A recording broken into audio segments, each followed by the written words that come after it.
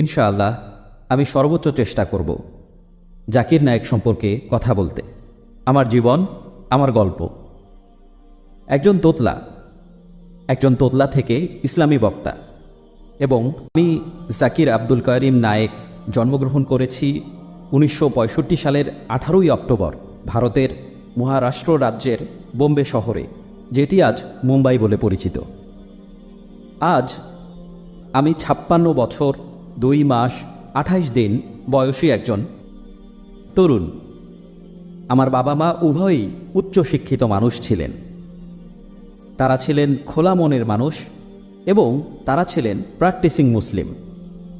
কিন্তু তারা প্র্যাকটিসিং মুসলিম হওয়া সত্ত্বেও তারা আমাকে সহ আমাদের কোনো ভাই বোনকে কখনোই ইসলামের কোনো ফরজ বিধান মানতে বাধ্য করেননি। তারা কখনোই জোর করেননি। কিন্তু তারা নিজে প্র্যাকটিসিং মুসলিম ছিলেন। আমার মনে আছে,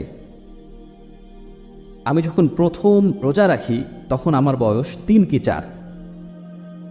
আমার বাবা মায়ের ইচ্ছার বিরুদ্ধে আমি রোজা রেখেছিলাম, কারণ একজন 3 বছর বয়সী শিশু কিভাবে রোজা রাখতে পারে। কিন্তু আমি রোজা রাখতে চেয়েছিলাম। আমি আমার মাকে নামাজ আদায় করতে দেখতাম, আর তার সাথে আমিও যোগ দিতাম। তারা কখনোই আমাকে নামাজ আদায় করতে বলেননি। এরপরও আলহামদুলিল্লাহ আমরা নিজেই প্র্যাকটিসিং মুসলিম হয়ে উঠি। আমি সহ আমরা ভাই বোন 5 জন, 2 ভাই এবং 3 বোন। সবচেয়ে বড় আমার বোন, ওনার নাম লুবনা। তারপর আমার বড় ভাই মুহাম্মদ। তারপরে আমার দ্বিতীয় বোন নাইলা এবং তৃতীয় বোন সালোয়া। তারপরে আমি সবচেয়ে ছোট 5 ভাই বোনের মধ্যে। আর সবচেয়ে ছোট হওয়ার কারণে আমি একটু বেশি আদুরে ছিলাম। আমি মুম্বাইয়ের মাসগাঁওয়ে সেন্ট পিটার্স হাই স্কুলে পড়াশোনা করেছি। যদিও সেন্ট পিটার্স হাই স্কুল একটি খ্রিস্টান প্রোটেস্ট্যান্ট শিক্ষা সংস্থার দ্বারা পরিচালিত হতো, তারপরও 80%-এরও বেশি শিক্ষার্থী সেখানে মুসলিম ছিল। এবং স্কুল জীবনেই আমি মেয়েদের সাথে কথা বলা এড়িয়ে চলতাম। আমি কখনোই আমার ক্লাসের বা স্কুলের কোনো মেয়ের সাথে কথা বলিনি।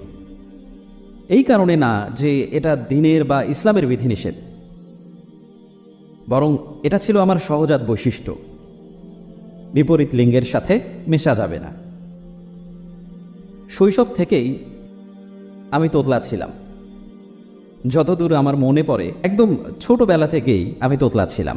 যখন আমাকে কেউ জিজ্ঞেস করত তোমার নাম কি, আমি বলতাম জাকির। বলতে পারেন আমি একদম জন্মগত তোতলা ছিলাম।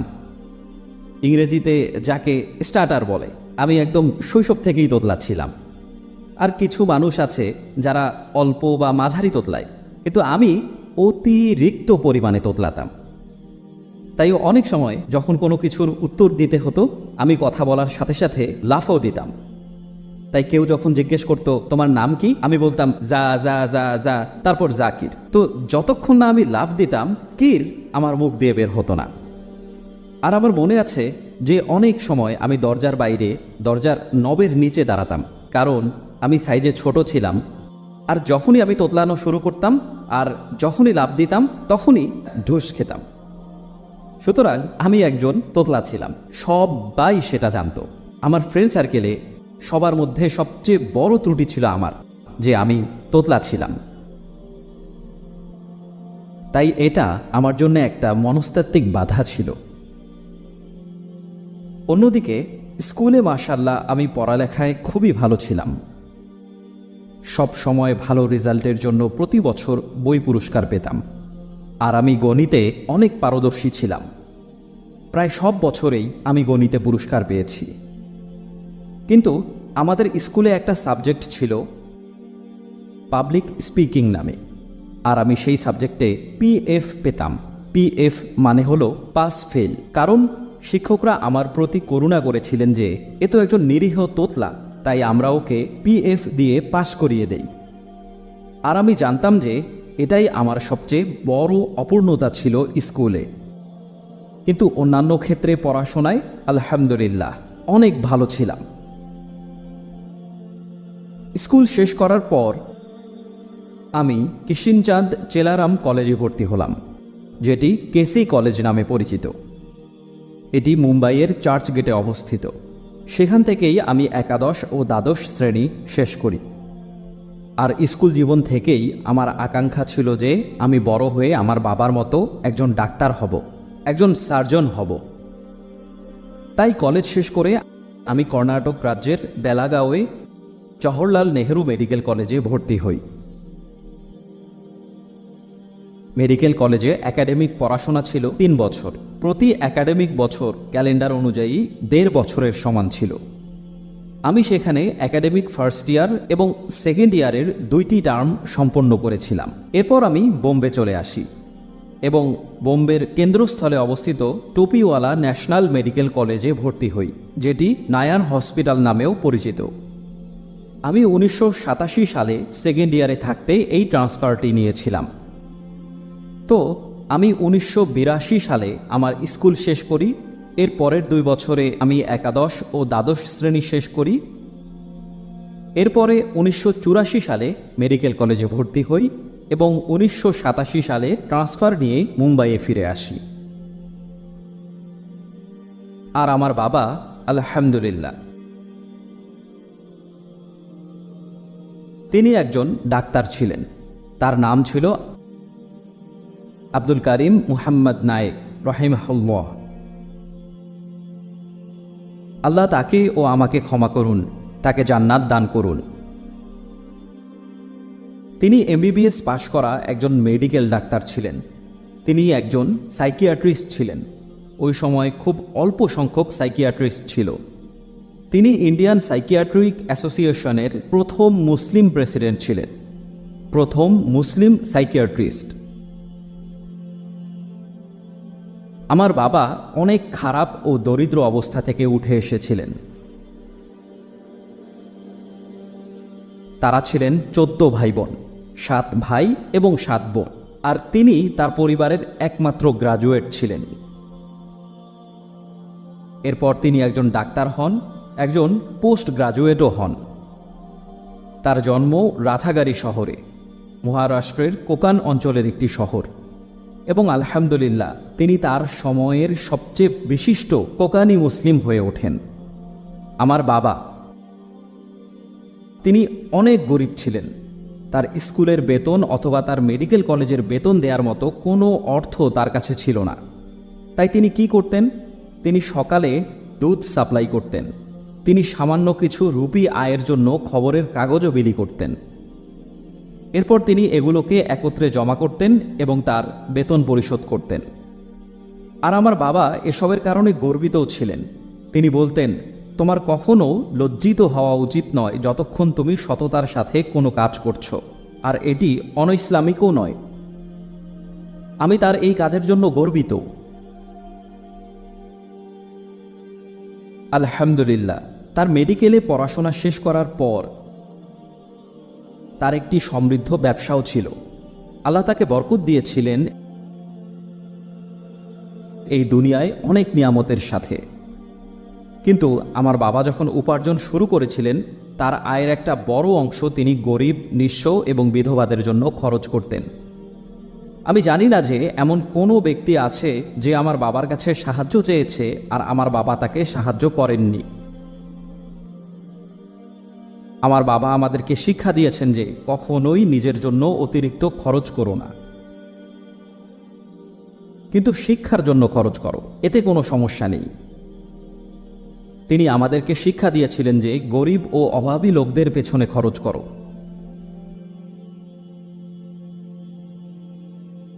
আমার বাবা বলতেন, আমি কখনোই কাউকে মুভি দেখার জন্য টাকা দেব না, কিন্তু তুমি যদি বই কিনতে চাও তাহলে আমি তোমাকে 10 বার 100 বার টাকা দেব। তিনি ঘোরাঘুরিও খুব পছন্দ করতেন। পৃথিবীর বিভিন্ন দেশে তিনি গিয়েছিলেন। তিনি ধর্মীয় কিংবা মেডিকেলের বিভিন্ন সেমিনার, কনফারেন্সে অংশগ্রহণ করতে পৃথিবীর বড় বড় সব দেশ ভ্রমণ করেছেন। আমার বাবা আলহামদুলিল্লাহ অনেক পরোপকারীও ছিলেন। তিনি তার সামাজিক কার্যক্রম, শিক্ষা কার্যক্রম, ধর্মীয় প্রতিষ্ঠান ইত্যাদির কারণে ব্যাপক পরিচিত ছিলেন। তিনি অগণিত শিক্ষা প্রতিষ্ঠান, সামাজিক প্রতিষ্ঠান বা ধর্মীয় প্রতিষ্ঠানের চেয়ারম্যান অথবা প্রেসিডেন্ট ছিলেন। আমি আমার বাবার বিষয়েই কয়েক ঘন্টার একটা বক্তৃতা দিতে পারবো, কিন্তু এটা এখন আমি করতে চাচ্ছি না। তাই সংক্ষেপে বলি, তিনি অত্যন্ত সুপরিচিত একজন ব্যক্তি ছিলেন। আলহামদুলিল্লাহ, যখন আমি পৃথিবীর বিভিন্ন দেশ ভ্রমণ শুরু করি, যতগুলো দেশ আমি ভ্রমণ করেছি তার প্রায় সবগুলো দেশেরই কেউ না কেউ আমার বাবাকে চিনেন। হয় তিনি তাদের স্কলারশিপ ফি এর জন্য সাহায্য করেছেন, নয়তো হস্টেজ ফ্যাসিলিটিস দিয়েছেন, অথবা তাদের চিকিৎসা সহায়তা দিয়েছেন। এবং আলহামদুলিল্লাহ, এই ছিল আমার বাবা সম্পর্কে সংক্ষিপ্ত বর্ণনা। আমার বাবার ধর্মীয় ব্যক্তিত্বদের সাথে দেখা করার একটা প্যাশন ছিল, এমনকি সামাজিক ও রাজনৈতিক ব্যক্তিবর্গের সাথেও। তিনি জানতেন যে বেশিরভাগ ধর্মীয় ইসলামিক ব্যক্তিত্ব ভারতে থাকেন এবং কিছু ব্যক্তিত্ব বিদেশে থাকেন। দক্ষিণ আফ্রিকার কেপ টাউনে বসবাসরত ডক্টর আলী মাথে নামে তার একজন বন্ধু তাকে শেখ আহমেদ দিদাতের ভিডিও ক্যাসেট পাঠাতেন, এবং আমি যখন 1987 সালে বোম্বে ফিরে আসি, তখন আমি শেখ দিদাতের ক্যাসেটগুলো থেকে একটা বা দুটো ক্যাসেট দেখেছি। 1987 সালের অক্টোবরে শেখ আহমেদ দিদাত বোম্বে আসলেন, আর আমার বাবা আমাকে বললেন যে শেখ আহমেদ দিদাত আমার বন্ধুর সাথে থাকবেন, তুমি আমার সাথে চলো, আমরা যাব আর ওনার সাথে দেখা করব। আর এদিকে আমি ওনার সাথে দেখা করার জন্য সত্যি ততটা উৎসাহী ছিলাম না, কিন্তু যেহেতু আমার বাবা আমাকে অনুরোধ করলেন, তাকে খুশি রাখার জন্য আমি এবং আমার ভাই বাবার সাথে শেখ আহমেদ দিদাতের সাথে দেখা করতে গেলাম। যখন আমরা আমাদের বাবার বন্ধুর বাসায় গেলাম এবং ঘরে প্রবেশ করলাম, তখন আমরা 6 ফুট 3 ইঞ্চির একজন বিশাল ব্যক্তিত্ব দেখতে পেলাম, শুভ্র দাড়িসহ শেখ আহমেদ দিদাত। এবং তিনি বললেন যে আমি ভারতে কিছুদিনের জন্য এসেছি। আমি সুরাতে গিয়েছিলাম। তিনি সুরাতে গিয়েছিলেন, যেখানে তিনি জন্মগ্রহণ করেছিলেন। তো তিনি তার জন্মভূমি কিছুদিনের জন্য ঘুরতে এসেছিলেন এবং তিনি দক্ষিণ আফ্রিকা ফিরে যাচ্ছিলেন। আমরা সন্ধ্যার পর অথবা রাতের শুরুতে তার সাথে দেখা করতে গিয়েছিলাম। তিনি বললেন, আগামীকাল মধ্যরাতে আমি দক্ষিণ আফ্রিকায় ফিরে যাচ্ছি। তাই আমার বাবা তাকে বললেন, তাহলে আপনি আগামীকাল কেন একটি লেকচার দিচ্ছেন না? শেখ দিদাত তখন বললেন, কিভাবে আপনারা 24 ঘন্টার কম সময়ে একটি লেকচার দেওয়ার ব্যবস্থা করতে পারেন? আমার বাবা বলল, আমরা মাগরিবের পর লেকচার শুরু করতে পারি, যেহেতু আপনার ফ্লাইট মধ্যরাতে। তিনি তখন বললেন, তাহলে আপনারা ব্যবস্থা করতে পারেন। একবার কল্পনা করুন, সেই সময় 1987 সাল, কোনো সোশ্যাল মিডিয়া ছিল না, কোনো মোবাইল ছিল না। আপনি যদি কোনো কিছু প্রচার করতে চান, তাহলে আপনাকে কয়েকদিন আগে খবরের কাগজে বিজ্ঞাপন দিতে হবে। এত রাতে আপনি আগামীকালের জন্য কোনো বিজ্ঞাপন দিতে পারবেন না। কিন্তু শেখ দিদাত রাজি হলেন। তিনি বললেন, আমি তো ফ্রি আছি, আমার কোনো সমস্যা নেই। সেখানে আমার বাবা, আমার ভাই এবং আমি। তখন আমার বয়স ছিল 22 বছর। আমার বাবা যেহেতু অনেক প্রতিষ্ঠানের সাথে যুক্ত ছিলেন, তার জন্যে এটা খুব সহজ ছিল। তিনি বোম্বেতে 800 আসনের একটি হল বুক করলেন। কিন্তু আমি খুব অবাক হচ্ছিলাম যে কিভাবে আমরা রাতারাতি 800 আসন ফিল আপ করব। এবং আলহামদুলিল্লাহ, পরের দিন সেখানে 1000-এরও বেশি মানুষ উপস্থিত হয়েছিল। শুধু হাজার মানুষই নয়, বোম্বের মুসলিম কমিউনিটির বিভিন্ন স্তরের মানুষ সেখানে এসেছিল। ধনী ব্যবসায়ীরা সেখানে ছিল, সমাজসেবীরা ছিল, শিক্ষাবিদরা ছিল, ফিল্মের তারকারাও ছিল। প্রথমত তারা সবাই সেখানে ছিল একমাত্র আল্লাহর জন্য, দ্বিতীয়ত আহমেদ দিদাতের জনপ্রিয়তা, এবং সর্বশেষ আমার বাবার যোগাযোগের কারণে। আমার বাবা 100-এরও বেশি মানুষকে ফোন কল করেছিলেন এবং মানুষকে শেখ দিদাতের লেকচারে আসতে কনভিন্স করেছিলেন, আর 24 ঘন্টারও কম সময়ে কোনো রকম বিজ্ঞাপন ছাড়াই। বিজ্ঞাপনের জন্য সর্বোচ্চ আপনি কি করতে পারতেন? সকালে এক কালারের কিছু পোস্টার মুসলিম কমিউনিটিগুলোর দেয়ালে দেয়ালে লাগিয়ে দিতে। বেশিরভাগ মানুষ আমার বাবার ব্যক্তিগত যোগাযোগের কারণে উপস্থিত হয়েছিল, আর আমি বিস্মিত হয়ে গিয়েছিলাম এত সংখ্যক বোম্বের মুসলিম কমিউনিটির মানুষদের একসাথে দেখে। হলের আসন ক্ষমতা ছিল 800 জন, কিন্তু হলে 1500-এরও বেশি মানুষ ছিল। হলটি একদম বন্ধ করে দেয়া হয়েছিল। আর এদিকে শেখ দিদাত বললেন যে আমি শুধুমাত্র অডিও সম্পর্কে একটু চিন্তিত, সাউন্ড সিস্টেম অবশ্যই ভালো হতে হবে। তিনি ইসলাম এবং অন্যান্য ধর্ম এই টপিকের উপর একটি বক্তৃতা দিয়েছিলেন। আর আমি প্রথমবারের মতো শেখ আহমেদ দিদাতের বক্তৃতা সরাসরি শুনেছিলাম, এবং এটাই ছিল আমার জীবনের প্রথম টার্নিং পয়েন্ট। অক্টোবর 1987 সাল। আর শেখ দিদাতও খুবই মুগ্ধ হয়েছিলেন যে 24 ঘন্টারও কম সময়ে হাজার মানুষের এমন একটা সেমিনার আয়োজন করা হয়েছিল। তাই আমরাও সেমিনার শেষে শেখ দিদাতকে কয়েক মাস পরে আবারও আসার জন্য অনুরোধ করলাম, এবং তিনি পরের বছর 1988-এর মাঝামাঝি সময়ে আসার জন্য রাজিও হলেন। আর 1988-র এই সময়ে তিনি প্রায় 10-11 দিনের জন্য এসেছিলেন। আর তখন আমরা তার 18টি লেকচারের আয়োজন করেছিলাম। আর এই সময় শেখ আহমেদ দিদাত সম্পর্কে আমি আরও সচেতন ছিলাম। তিনি আমার আইকন হয়ে গিয়েছিলেন, তিনি আমার হিরো হয়ে গিয়েছিলেন। এই সময় আমরা যে 18টি সম্পূর্ণ ভিন্ন টপিকে লেকচারগুলো ভিন্ন ভিন্ন অডিটোরিয়ামে আয়োজন করেছিলাম, সেখানে প্রত্যেকটি অডিটোরিয়ামই কানায় কানায় পূর্ণ ছিল। বেঙ্গালোরে 2 দিন প্রোগ্রাম হয়েছিল। আর আমি শেখ দিদাতের ব্যক্তিগত ড্রাইভার ছিলাম। সেই সময় শেখ দিদাতকে আমি খুব কাছ থেকে দেখেছি। তিনি আমাদের বাড়িতে ছিলেন এবং মেঝেতে ঘুমিয়েছিলেন। একদিন আমি তাকে জিজ্ঞেস করলাম, আঙ্কেল, আপনি কেন এত আগ্রাসী? তিনি আমাকে বললেন, দেখো বাবা, আমি আসলে আগ্রাসী নই, আমি একজন যোদ্ধা, আমি একজন পাঠান। এবং মনে রাখবে, শয়তানকে মোকাবেলা করার জন্য মাত্র 2টি রাস্তা আছে। একটা হলো পবিত্র পানি, আর আরেকটা হলো আগুন। আমি আগুনকে বেছে নিয়েছি। আমার প্রশ্নের পর তিনি কিন্তু আমাকে ধমক দেননি। তিনি বলেছেন, আমি একজন যোদ্ধা, আমি একজন মুজাহিদ। তুমি শয়তানকে 2টি উপায়ে মোকাবেলা করতে পারো, পবিত্র পানি, আগুন। কেউ যদি পবিত্র পানি দিয়ে মোকাবেলা করে তবে তাকে সুস্বাগতম। আর আমি আগুন দিয়ে সফলতা পেয়েছি। আর এই কথাটাও আমার জীবনের আরেকটা টার্নিং পয়েন্ট ছিল। এরপর তিনি যখন ফিরে গেলেন, তিনি আমাকে দাওয়াত দিলেন। আমি দক্ষিণ আফ্রিকায় গেলাম, তার বাড়িতেই অবস্থান করলাম। তিনি আমাকে সেই বছর অনুষ্ঠিত হতে যাওয়া ইন্টারন্যাশনাল দাওয়া ট্রেনিং প্রোগ্রামে অ্যাটেন্ড করতে বললেন। দাওয়া প্রোগ্রামের 40টি সিটের জন্য প্রায় 1000 অ্যাপ্লিকেশন পড়েছিল।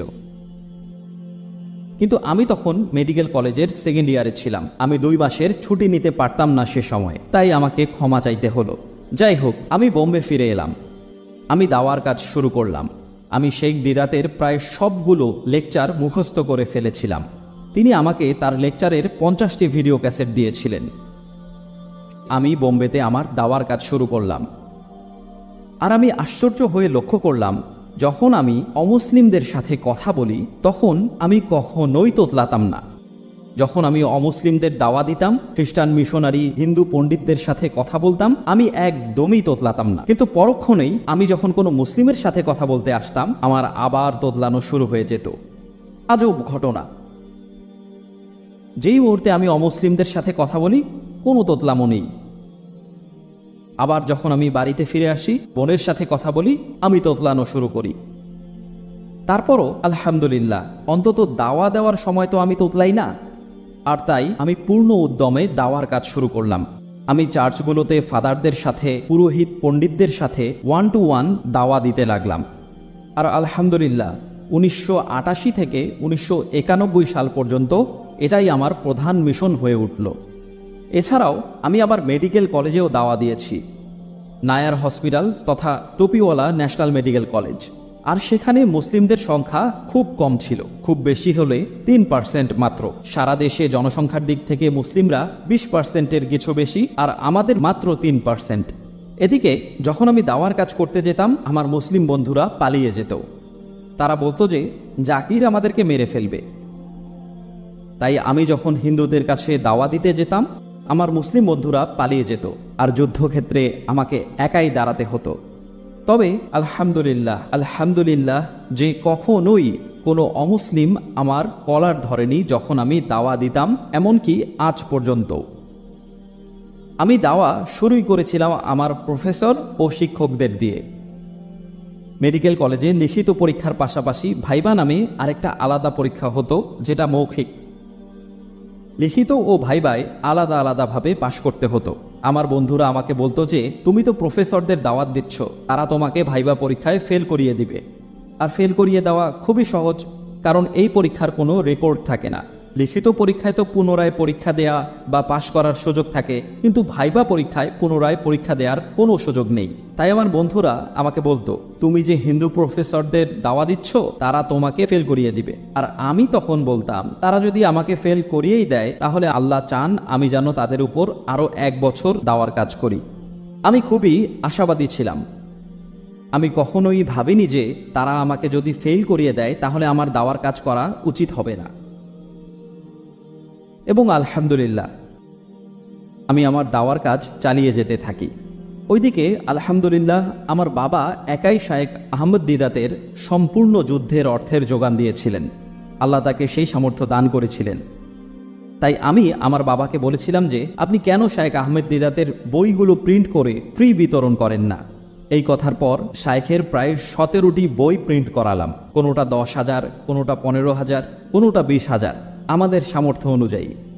এরপর পত্রিকায় বিজ্ঞাপন দিলাম যে আমরা শেখ দিদাতের বই ফ্রি দেয়া শুরু করেছি। তারপর আমরা চিন্তা করলাম যে শেখ দিদাতের ভিডিও ক্যাসেটগুলো সবাইকে দেওয়ার জন্য আমরা একটা ভিডিও ক্যাসেটের লাইব্রেরি তৈরি করব। তাই আমি আমার বাবাকে বললাম আমাকে কিছু জায়গা দিতে। বাবা আমাকে 250 স্কোয়ার ফিটের একটি ছোট্ট অফিস দিলেন, যেটি 25 মিটারেরও কম। আমি বাবাকে আরও বললাম আপনি তো বাইরে অনেক টাকা দান করেন, আমাকেও প্রতি মাসে 5,000 রুপি দিতে হবে। আমার বাবা বললেন তুমি ধর্মীয় প্রতিষ্ঠান খুলতে চাচ্ছ, মানুষ তো তোমাকে পা ধরে নিচে নামাবে, কিন্তু তুমি যদি সামনে আগাতে চাও, চেষ্টা করতে চাও, আমি তোমাকে সাপোর্ট করব। তাই তিনি রাজি হয়ে গেলেন এবং আমরা একটা নতুন প্রতিষ্ঠান শুরু করলাম। আমরা চিন্তা করতে লাগলাম যে কি নাম দেয়া যায়। আমাদের কাছে শেখ আহমেদ দিদাতের প্রতিষ্ঠানের নামে একই নাম দেওয়ার সুযোগ ছিল, ইসলামিক প্রপাগেশন সেন্টার ইন্টারন্যাশনাল। কিন্তু আমরা ভাবলাম যে হিন্দু সংখ্যাগরিষ্ঠ দেশে প্রপাগেশন ব্যবহার করা হিকমার পরিচয় হবে না। তাই আমরা নতুন নাম ঠিক করলাম, ইসলামিক রিসার্চ ফাউন্ডেশন। মাত্র 250 স্কোয়ার ফিটের অফিসে মাসিক 5,000 রুপি বাজেটে ইসলামিক রিসার্চ ফাউন্ডেশন প্রতিষ্ঠানটি যাত্রা শুরু করলো। এটা মনে হয় সবচেয়ে ছোট্ট প্রতিষ্ঠান ছিল। আর প্রথমেই আমরা যেটা শুরু করলাম তা হচ্ছে একটা স্পিকিং প্ল্যাটফর্ম তৈরি করা। আমার একজন বন্ধু ছিল, সেও medical doctor, doctor Shoaib Syed. সে খ্রিস্টান মিশনারিদের সাথে কথা বলতে বেশ জনপ্রিয় ছিল, তাই সে হবে আমাদের বক্তা। আমরা অন্য মানুষদের কথা বলার জন্য একটা প্ল্যাটফর্ম তৈরি করব। আমি বক্তৃতা দিব এমনটা আমি কখনোই ভাবিনি, কারণ আমি একজন তোতলা ছিলাম। আমি কিভাবে কথা বলবো? এরপর আমরা যেটা করলাম তা হলো আমরা বিভিন্ন ইঞ্জিনিয়ারিং কলেজ ও অন্যান্য কলেজের শিক্ষার্থীদের 25 থেকে 30 জনের একটা দল ডাকলাম এবং তাদেরকে আধ ঘন্টা বা 1 ঘন্টা বিশ্বের নানা ইসলামী বক্তার লেকচারের ক্লিপ দেখালাম। এরপরে আমরা একটা উন্মুক্ত প্রশ্নোত্তর সেশন রাখলাম।